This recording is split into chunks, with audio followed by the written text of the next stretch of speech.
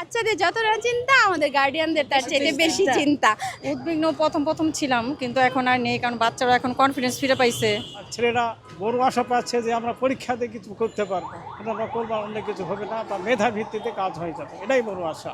কেমন হচ্ছে ভিতর, ওরা কতটা পেন নিল না, টেনশন ফ্রি দিতে পারছে ওদের জন্য, এটা আজকে বের হলে বুঝতে পারবে। আমরা গার্ডিয়ানরাও কোনটায় আছি বিধায় এখানে বসে আছি। পরীক্ষার প্রিপারেশন তো ভালোই, পড়াশোনাও ভালো করেছে। এখন বাকিটা ডিপেন্ড করছে প্রশ্নপত্রের উপরে আর ভিতরে কীরকম গার্ড দিবে সেটার উপরে। তো আমাদের মানে আশা যতটুকু করছি ভালোই হবে, এখন বাকিটা পরবর্তীতে দেখা যায়।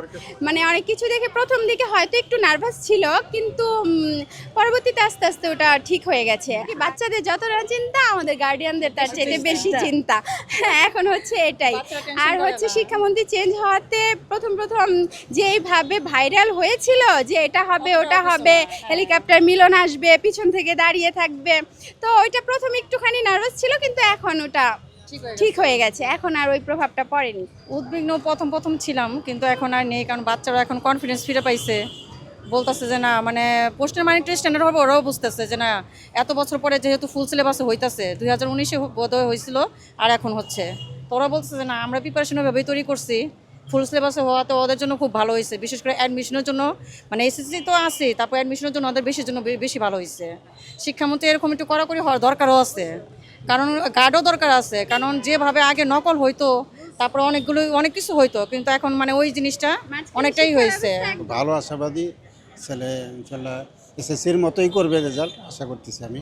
এটা নিয়ে খুব একটা টেনশন নেই, তাদের কোনো সমস্যা নেই, এটা তো ভালো উদ্যোগ।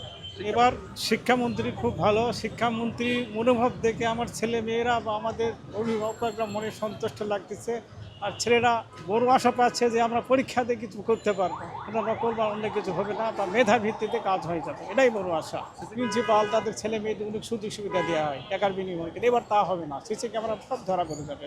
এরা আমরা শিক্ষামন্ত্রীর উপহার মনে করি। এটা খুব সুন্দরভাবে ঘাট দিচ্ছে, ভালো লেখাপড়া করবে, এটাই তো চাই সবাই। সিসি ক্যামেরা নিয়ে ওইভাবে বিব্রত হওয়ার কিছু নেই, যেহেতু বাচ্চারা নিজেদের মতো করে পরীক্ষা দিবে, কিন্তু একটু যেহেতু ওয়ার্নিং হিসাবে শিক্ষামন্ত্রী যেগুলো বলছে আমাদের জন্য একটু প্যানিক হয়েছে, কারণ সিস্টেমটা যাই হোক, বাচ্চারা আমাদের জন্য প্রথম বাচ্চারা পরীক্ষা দিচ্ছে, সেই ক্ষেত্রে একটু নার্ভাস ছিলাম। ইনশাল্লাহ আশা করি ঠিক হয়ে যাবে, পরীক্ষা দিলে বুঝতে পারবো বাচ্চারা কীভাবে কী দিচ্ছে, যেহেতু আজকে প্রথম পরীক্ষা।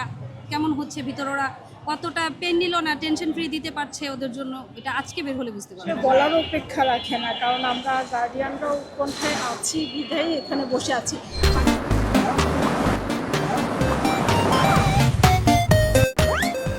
বাচ্চারা মোটামুটি ভালো প্রস্তুতি আছে সারা বাংলাদেশে।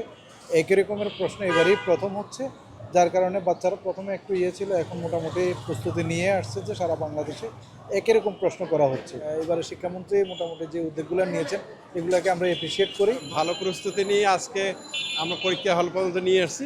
তারপরেও পিতামাতা হিসেবে, বাবা মা হিসেবে একটু উদ্বিগ্ন থেকেই যায় যে যতক্ষণ পর্যন্ত পরীক্ষাটা শেষ না হয় ততক্ষণ পর্যন্ত আমাদের মনে একটু সংকোচ কাজ করে যে কীরকম পরীক্ষা হয়।